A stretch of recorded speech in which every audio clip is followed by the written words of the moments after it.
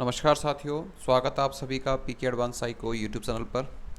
चर्चा आज हम करेंगे बीएड प्रथम वर्ष संकाय एवं विषयों की समझ, जो आपके फिफ्थ पेपर चलता है।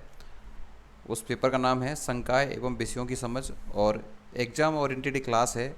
आपके लिए मात्र 10 प्रश्न इस क्लास में आपको बताऊंगा, जो आपके एग्ज़ाम में बिल्कुल पूछे जा सकते हैं। मात्र 10 प्रश्न की चर्चा करेंगे और लगभग अब तक के जो पेपर बनाए हैं उनमें लगभग 10 की 10 प्रश्न आपके एग्ज़ाम में मिले हैं। तो सारे प्रश्न आपके लिए बेहद इंपॉर्टेंट है और जिन्होंने अभी पुरानी क्लास के इसके पेपर नहीं देखे हैं, जो आगे पेपर देखना चाहते हैं, तो चैनल को सब्सक्राइब कर लें और अपने मित्रों को साझा करें ताकि सभी को ज़्यादा से ज़्यादा लाभ हो सके।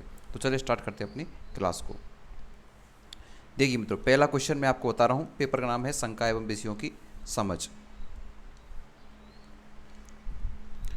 प्रश्न पहला है आपके लिए। पहला प्रश्न कह रहा है, ज्ञान की अवधारणा, किसकी अवधारणा? ज्ञान की अवधारणा को स्पष्ट करते हुए ज्ञान प्राप्ति के स्रोत एवं ज्ञान प्राप्त करने के आधुनिक साधनों पर विस्तार से लिखिए या विस्तार से चर्चा कीजिए। ये आपका पहला प्रश्न है। देखिए, प्रश्न में हमें सबसे पहले देखना है कि ज्ञान की अवधारणा अर्थात ज्ञान क्या है, ज्ञान क्या है, ज्ञान कैसे प्राप्त किया जा सकता है, किन किन साधनों के माध्यम से ज्ञान प्राप्त किया जा सकता है। ज्ञान की कोई परिभाषा विद्वानों के अनुसार, अर्थात कहने का मतलब है कंसेप्ट ऑफ नॉलेज, अर्थात जो ज्ञान की अवधारणा है वो आपको पूरी देखकर जानी है।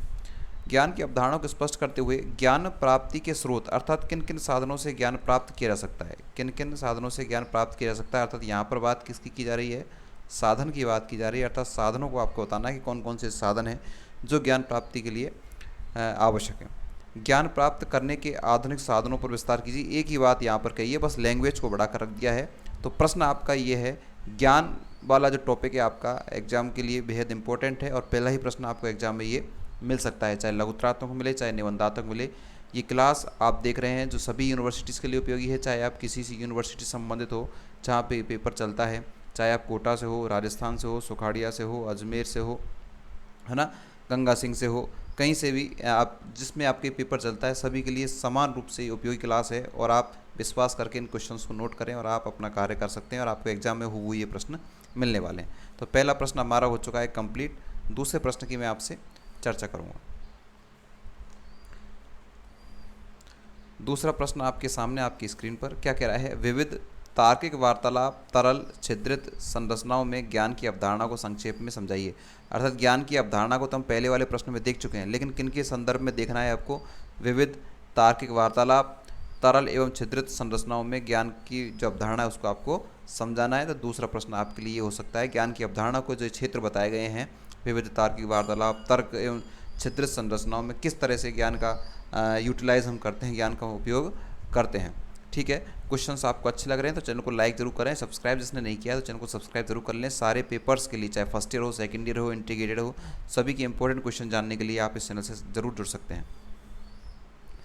तीसरा प्रश्न हम देखेंगे और तीसरा प्रश्न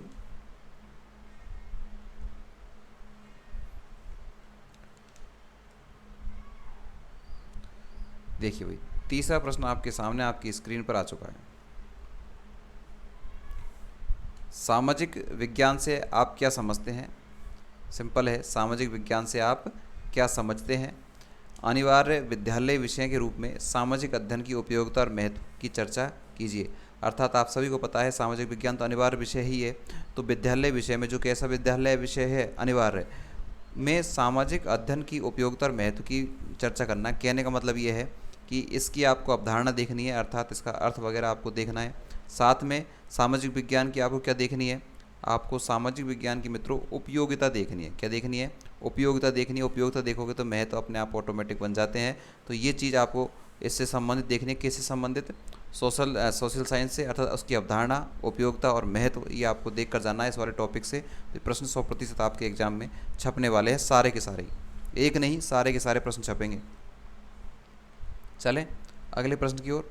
चौथा प्रश्न आपके सामने आपकी स्क्रीन पर आप देखें एक बार, क्या कह रहा है चौथा प्रश्न? संकाय अथवा अध्ययन क्षेत्र का क्या महत्व है?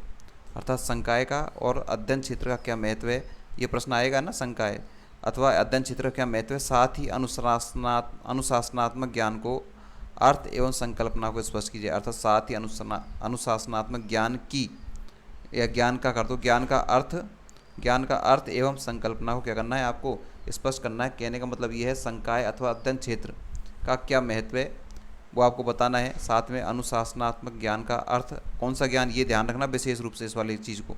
अनुशासनात्मक ज्ञान क्या होता है ये आपको पढ़कर जाना है। अनुशासनात्मक ज्ञान का अर्थ एवं इसकी संकल्पना को आपको स्पष्ट करना है, अर्थात इसकी वही कंसेप्ट सारी चीज़ों को आपको देखकर जाना है। 4 क्वेश्चन हम देख चुके हैं। 5वां प्रश्न हम आपके लिए ले चलते हैं 5वें प्रश्न की ओर। देखिए 5वां प्रश्न क्या कह रहा है आपके लिए। 5वां प्रश्न,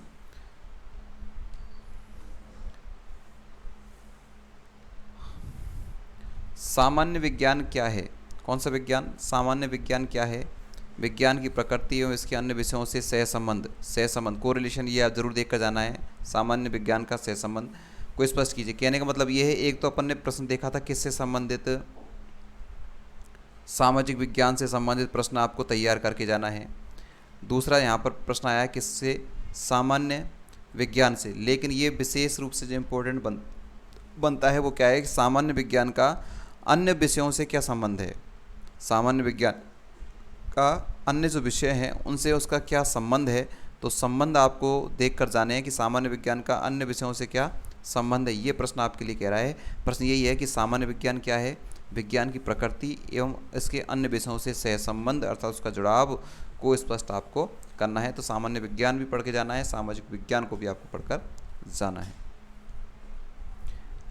चलिए भाई 5 प्रश्न देख चुके हैं, 6वां प्रश्न आपके आ चुका है। और आप एक बार क्लास को लाइक ज़रूर करें मित्रों, अपने मित्रों को साझा करें, जो भी आपके कॉलेज ग्रुप्स हैं उनमें मित्रों को साझा करें इस क्लास को, ताकि सभी को बेहद इंपॉर्टेंट क्वेश्चन मिल सकें।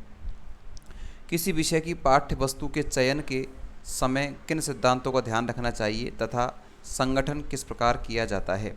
प्रश्न क्या है, किसी विषय की पाठ्य वस्तु के चयन के समय किन सिद्धांतों का ध्यान रखना चाहिए। अर्थात हम किसी विषय की क्या बना रहे हैं, पाठ्य वस्तु का निर्माण कर रहे हैं, तो उस समय किन किन सिद्धांतों का ध्यान हमें रखना चाहिए तथा संगठन किस प्रकार करना चाहिए।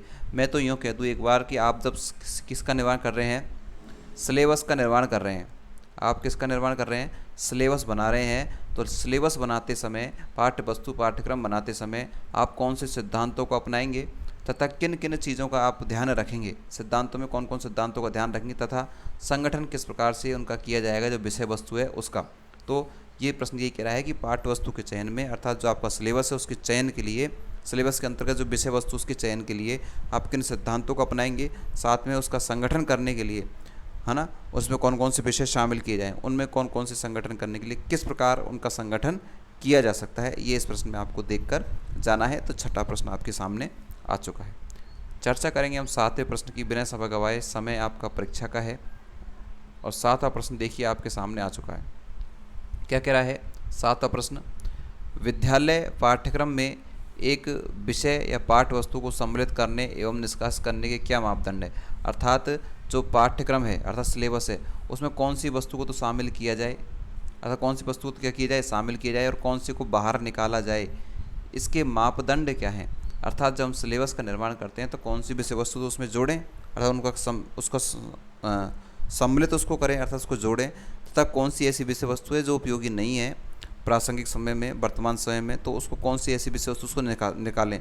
तो इसका मापदंड किसके आधार पर है, कैसे हम किसी वस्तु किसी विषय को यह कह सकते हैं कि ये सम्मिलित करने योग्य है पाठ्यक्रम में और ये बाहर करने योग्य है, तो इसका मापदंड क्या है, वो मापदंड सारे आपको देख कर जाने हैं। प्रश्न नंबर 7 आपका यही कह रहा है। 8वां प्रश्न आपके सामने दोस्तों, न केवल प्रश्न में आपको उसका कंसेप्ट भी आपको धीरे धीरे समझाने का प्रयास करता हूँ कि आपको प्रश्न में क्या करना है। 8वां प्रश्न आपके सामने आपकी स्क्रीन पर, अनुशासनात्मक पद्धति की एक अवधारणा, राष्ट्रीय एकता को अर्थ, इसे शिक्षा द्वारा कैसे प्राप्त किया जा सकता है। ये पढ़कर जाना है। अनुशासनात्मक पद्धति क्या है, अनुशासनात्मक पद्धति की अवधारणा, अनुशासनात्मक पद्धति की क्या अवधारणा एवं राष्ट्रीय एकता को अर्थ एवं शिक्षा द्वारा कैसे प्राप्त किया जा सकता है। राष्ट्रीय एकता किसको, राष्ट्रीय एकता का अर्थ भी आपको बताना है तथा इसे शिक्षा द्वारा कैसे प्राप्त किया जा सकता है, अर्थात कैसे शिक्षा द्वारा राष्ट्र में एकता रखी जा सकती है, ये आपको बताना है इस प्रश्न के माध्यम से। तो अनुशासनात्मक पद्धति की अवधारणा अर्थात उसके कंसेप्ट को देख करना है, साथ में राष्ट्रीय एकता का अर्थ भी आपको देख कर जाना है और शिक्षा द्वारा कैसे उसे प्राप्त किया जा सकता है, अर्थात कैसे राष्ट्रीय एकता को बनाया रखा जा सकता है। तो 8 प्रश्न हम देख चुके हैं और 9वां प्रश्न आपकी इस क्लास में आपके सामने देखिए भाई, पाठ्यक्रम से क्या अभिप्राय है एवं पाठ्यक्रम को प्रभावित करने वाले कारकों को बताते हुए एक अच्छी पाठ्य वस्तु पुस्तक की विशेषताओं को, ये प्रतिशत छप चुका है आपके एग्जाम में ना, 100%। ध्यान रखना ये वाली चीज़, पाठ्य पुस्तक की विशेषताएं, ये पहले भी मैंने एक पेपर में बताया था, वहाँ भी ऐसे कैसे आया। पाठ्यक्रम से आप क्या, पाठ्यक्रम से क्या अभिप्राय है, अर्थात सिलेबस क्या है, सिलेबस है ना, अर्थात आप एक बार उसका इंग्लिश वर्जन जरूर पढ़ना, सिलेबस लिखा हुआ है, करिकुलम लिखा हुआ है, वो आप देख लेना एक बार। तो पाठ्यक्रम से क्या अभिप्राय है, अर्थात पाठ्यक्रम क्या होता है, ये ध्यान रखना है इसका। एवं पाठ्यक्रम को प्रभावित करने वाले कारक, ये भी लैंग्वेज आपकी बनेगी एग्जाम में, पाठ्यक्रम को कौन से कारक हैं जो प्रभावित करते हैं। तो पाठ्यक्रम से अभिप्राय तथा पाठ्यक्रम को प्रभावित करने वाले कारक को बताते हुए एक अच्छी पाठ्य पुस्तक की विशेषताएं, किसकी विशेषताएं, पाठ्य पुस्तक की। मित्रों ये प्रश्न आपके लिए इंपॉर्टेंट है, सारे 10 प्रश्न इंपॉर्टेंट हैं, ये मैं आपको बता चुका हूँ। 10 प्रश्न आपके एग्जाम में आएंगे, ऐसा विश्वास है। पाठ्य पुस्तक की विशेषताओं को भी आपको क्या बताना है अर्थात पाठ्य पुस्तक क्या है और पाठ्य पुस्तक की विशेषताएं कौन कौन सी होती है, अच्छी पाठ्य पुस्तक की विशेषताएं, तो विशेषताओं को आपको पढ़कर जाना है। तो यहाँ हमने इस प्रश्न में 2 चीज़ देखी, एक तो पाठ्यक्रम के बारे में और एक किसके बारे में, पाठ्य पुस्तक के बारे में, दोनों का कंसेप्ट अलग अलग है। प्रश्न नंबर 9, और अभी तक आपने अपने मित्रों को शेयर नहीं किया है मित्रों, तो आप शेयर करें प्लीज़, है ना, ताकि सभी के पास ही क्लास में पहुँचे, आपके कॉलेज ग्रुप जो भी हैं वहाँ शेयर करें। साथ में अभी तक आपने चैनल सब्सक्राइब नहीं किया तो कर लें, लाइक नहीं किया तो एक छोटा सा लाइक करने में आपका कुछ नहीं जाता। चलो 10वां प्रश्न आपका स्क्रीन पर, छोटी सी टिप्पणी 4 पॉइंटों में, उसको हम देखेंगे और चारों ही एग्जाम में आने हैं, ध्यान रखना। निम्न पर टिप्पणी कीजिए, अर्थात ऐसे आपके छोटे छोटे प्रश्न पूछे जा सकते हैं, बड़ा भी हो सकता है इसमें से कोई। शिक्षण सूत्र, विभिन्न विषय और उनकी अवधारणा, पाठ्यक्रम, पाठ्यवस्तु, पाठ्यपुस्तक, ये सारी चीज़ पढ़ चुके हैं अभी अपन, है ना, लेकिन मैंने इसको अंतर्निर्भरता के रूप में इसको जोड़ दिया है, बाकी सारा क्वेश्चन पहले आ चुके हैं, एक बार रिपीट ही हो रहे हैं, यूँ सोच लीजिए आप, क्योंकि पहले पढ़ लिया ना यहाँ। और दूसरा एनसीईआरटी 2005 में सामाजिक विज्ञान। सुनो, शिक्षण सूत्रों के बारे में आपको देख लेना है, शिक्षण सूत्र क्या है, विभिन्न विषय और उनकी अवधारणा, कौन कौन से विषय और उनकी अवधारणा क्या है वो देखनी है। पाठ्यक्रम क्या है, किसे कहते हैं, पाठ्यक्रम क्या होता है, पाठ्य वस्तु क्या होती है, पाठ्य पुस्तकों की अंतर्निर्भरता, कैसे आपस में अंतर्निर्भर रहते हैं, ये आपको देखना है। और साथ में एनसीईआरटी 2005 को देखकर जाना है। एनसीईआरटी 2005 में सामाजिक विज्ञान की क्या स्थिति है, एनसीईआरटी 2005 में सामाजिक विज्ञान की क्या स्थिति है, ये एनसीईआरटी 2005 तो बहुत बार पढ़ना पड़ता है, अधिकांश पेपरों में है, तो एनसीईआरटी 2005 पढ़कर जाएँ, पाठ्यक्रम पढ़कर जाएँ, पाठ्य वस्तु क्या है, पाठ्य पुस्तक क्या है, ये पढ़कर जाएँ। विभिन्न विषय और उनकी अवधारणा, अर्थात सामाजिक विज्ञान, सामान्य विज्ञान, ये हमने देख लिए क्वेश्चन इसके, और शिक्षण सूत्र क्या होते हैं, किस तरह से कार्य करते हैं। तो ये थे मात्र 10 प्रश्न मैंने आपको इस क्लास में बताए, और ये प्रश्न आपके लिए बेहद उपयोगी होंगे ऐसा मुझे विश्वास है। आप जब एग्जाम देकर आएँ तो मुझे नीचे कमेंट्स बॉक्स में अपने कमेंट्स ज़रूर बताएं कि आपको कितने क्वेश्चन मिले, कितने नहीं मिले, आपको इस क्लास से लाभ मिला या नहीं मिला, आपके सजेशन, और जो है आपको क्वेश्चन देखते समय जो सजेशन आपको लग रहे हैं वो आप कमेंट्स बॉक्स में कमेंट कर सकते हैं। आप सभी को मित्रों बहुत बहुत अग्रिम शुभकामनाएं। क्लास को आपने देखा इसके लिए आपको बहुत बहुत धन्यवाद। Thank you, bye bye.